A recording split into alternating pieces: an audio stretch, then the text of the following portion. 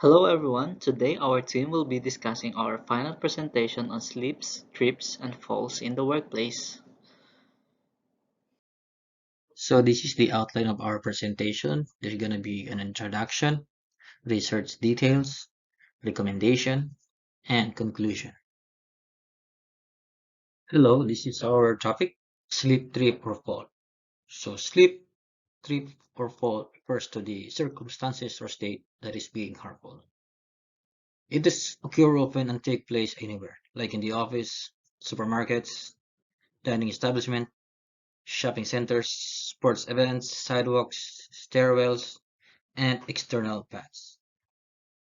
Let's take a look at the statistics of the sleep, trip, and falls incidents in Ontario. So, winter weather brings with it a significant rise in the risk of accidents, including trips, slips, and falls, and it is incredibly costly for the taxpayers. When taken as a whole, the cost Canadian taxpayers well over $15 billion annually in direct expense, and a great deal for more in follow-up care and recovery efforts.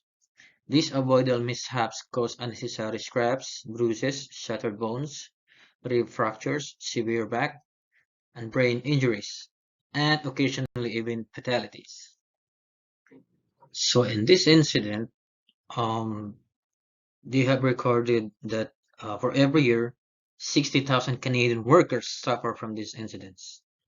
So fall includes from the heights, and many of the slips, trips, and fall really happen at the ground level. So as you can see, fall is the third highest injury event in 2018.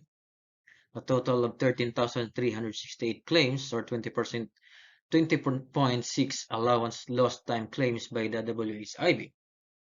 So at age of 45 between in the year 2014 and 2018, falls from the same level account for the most injury.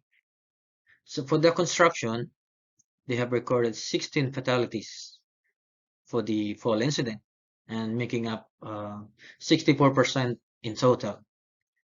While in industrial area, they have recorded 7 fatalities resulted from fall and 26% of the from the Ministry of Labor Training and Skills Development that has covered in this program. For our next topic, I will be discussing on the causes and prevention of slip, trip, and fall incidents. Whether at workplaces or at home, at a friend's house, at the shopping centers, or even at places of worship, a slip, trip, and fall disaster can occur. Particularly for toddlers and elderly, slipping and falling can result in serious and occasionally lifelong injuries. Some of the usual causes of these accidents are wet surfaces, slippery floors, loose mats or floor covers, using inappropriate shoes, icy surfaces, obstacles or obstructions, uneven grounds or steps, dangling cables, and poor lighting. The list presented in the previous slide is the usual reason for injuries at work, and these can be avoided with ease. Hazards should be identified and controls to prevent them should be put in place. In addition, the application of safe working habits needs to be promoted and observed by everyone in the workplace. Based on facts, there are key activities that are proven effective to prevent slips, trips, and falls, and these include observing good housekeeping. Maintaining a clean home or work area is the first and most fundamental level of preventing falls from trips and slides. Secondly, maintaining floor surfaces.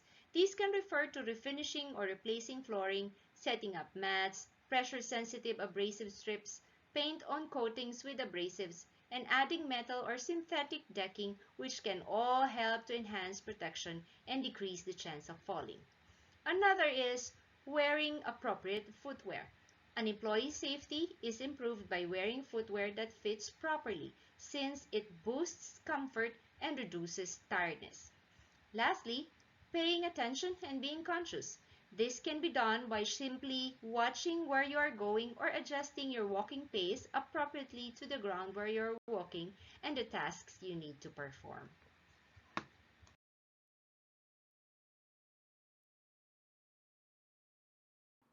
So I like to explain the hierarchy of controls a bit. First is elimination, so it's by far the most effective one because it physically removes the hazard from the workplace. Number two is substitution, so it just replaces the hazard. Number three is engineering controls, which I will go into more a bit. It's actually isolating the people from the hazard by putting in physical barriers. Number four is administrative controls. It's about changing the way people work, their processes, the procedures. The last one, which and the most is the least effective one. Sorry, it is the PPEs because it just protects the worker from the hazard. So engineering controls are strategies that are designed to protect workers from hazardous situations by putting a barrier between the worker and the hazard, or just by eliminating the hazard completely. So now, this control focuses mainly on the changing the physical environment of the workplace rather than um, relying on workers' behavior or processes or procedure or even the wearing of protective gear. So there's some of the examples of engineering controls. Slip resistant floors and mats to prevent slipping, of course, angles of surfaces. So when you walk on the floors, there's um, a good chance that you won't slip because it's straight. Sufficient lighting, of course, so that you can see where you're going. Guardrails for balconies and elevated floors. So it diminishes the probability of you falling down where you're out of balance. And lastly, covered openings on floors and other surfaces, so you won't fall down in a hole. So this is some types of examples. So again, it focuses on the physical aspect of the workplace. Uh,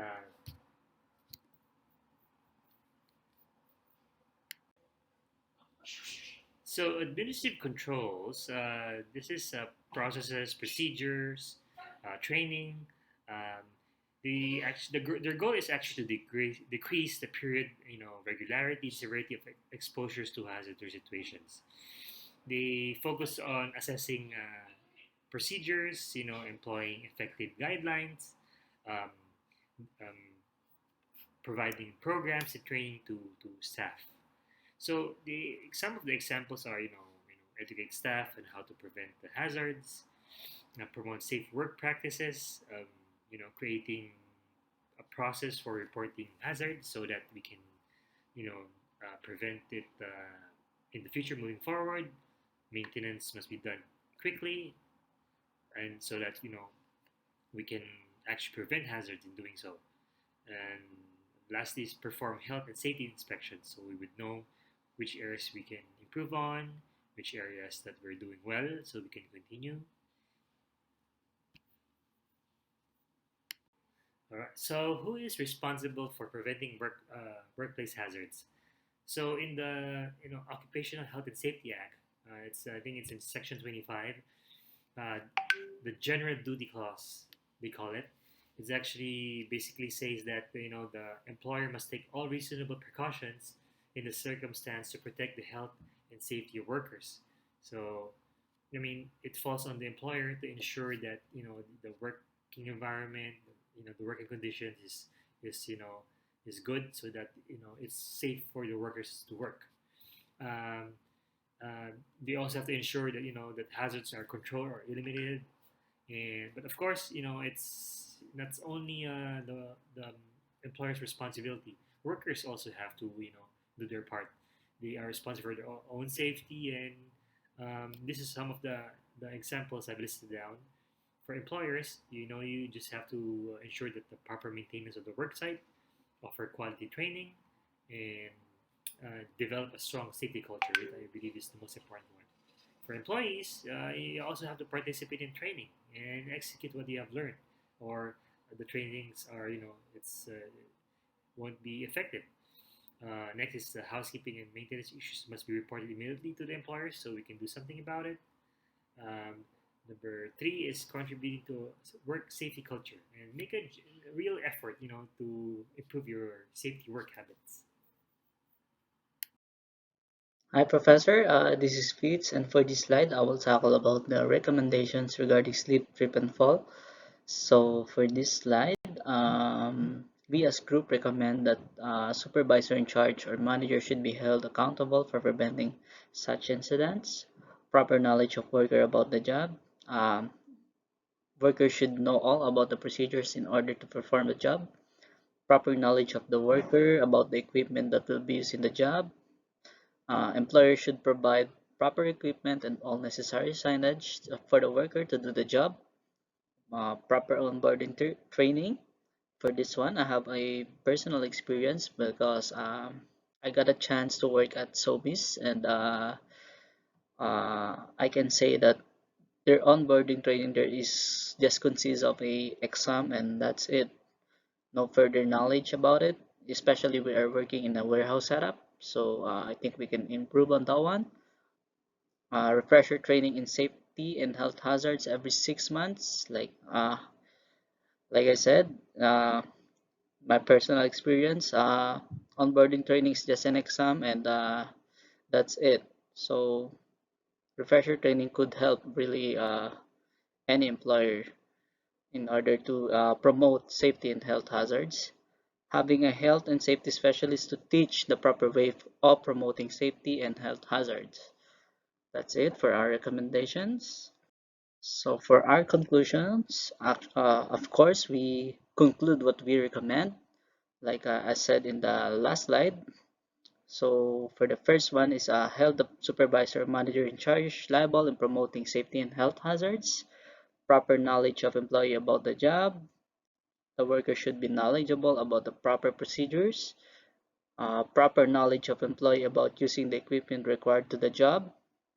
Employers should be providing the proper equipment and precaution sign in the workplace. Refresher training for safety and health hazards. Health and safety officer specialist is need in order to promote health and safety precautions in a Canadian workplace. So that's it for me, Professor, and thank you. That concludes our presentation. Just a friendly reminder, let's do our part in keeping our workplace safe. Thank you.